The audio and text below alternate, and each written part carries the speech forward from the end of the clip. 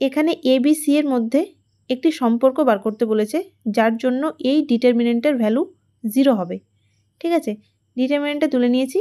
এবার দেখো এখানকার এলিমেন্টগুলো দেখো, এটা প্রথম কলাম, এটা দ্বিতীয় কলাম এবং এটা হচ্ছে তৃতীয় কলাম।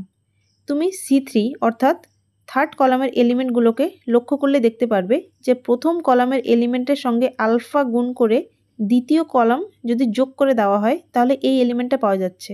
ঠিক আছে, এই ক্ষেত্রেও তাই। দেখো a alpha plus b, A alpha plus b, b alpha plus c, B alpha plus c. তার মানে আমরা এই কলামটাকে 0 করতে পারবো। ঠিক আছে, কলামটাকে বলতে এই দুটো এলিমেন্টকে 0 করতে পারবো যদি এই এ আলফা প্লাস বি আর এটাকে বি আলফা প্লাস সি করে মাইনাস করে দিই C3 থেকে। তাহলে অপারেশনটা কি করব? অপারেশনটা করব হচ্ছে C3 ড্যাশটাকে লিখব আমরা, C3 থেকে মাইনাস দেব, C3 মাইনাস কি মাইনাস দেব, এটার সাথে আলফা গুণ মানে হচ্ছে C1 ইন্টু আলফা প্লাস এই কলামটা যোগ করব, তাহলে প্লাস C2। ঠিক আছে, তাহলে এখানটায় করা যাক এটা। তাহলে এটা কত হবে? এটা তো সেম থাকবে, A B A alpha plus B, এটা সেম থাকলো। আমরা শুধুমাত্র এটাকে চেঞ্জ করছি, B C B alpha plus C same থাকলো। তাহলে এই অপারেশনটা করার জন্য এই ভ্যালুটা 0 হয়ে যাবে। ঠিক আছে, তাহলে এটা 0 হয়ে গেল, এটাও 0 হয়ে যাবে। এটা কত হবে? আচ্ছা, এটা থেকে মাইনাস করছি, 0 আছে, 0 থেকে মাইনাস মানে সামনে একটা মাইনাস আসবে।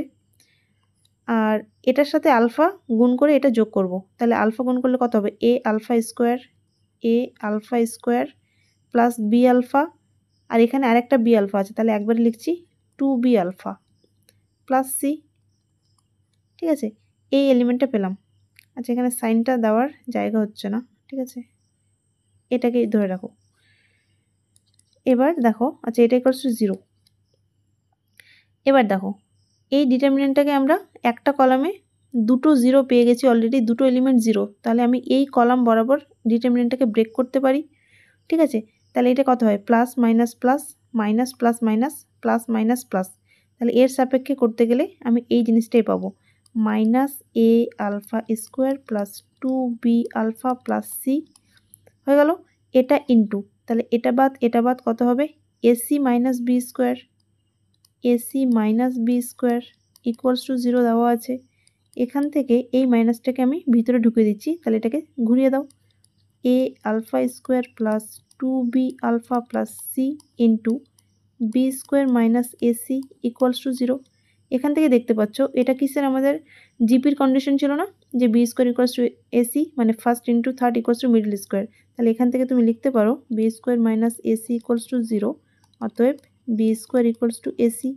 এটা হচ্ছে জিপির কন্ডিশন হয়, কন্ডিশন ফর জিপি। ঠিক আছে, যে first into third equals to মিডলের স্কোয়ার হয়। তাহলে অপশন কোনটা হবে? অপশন হবে বি, গুণোত্তর প্রগতি।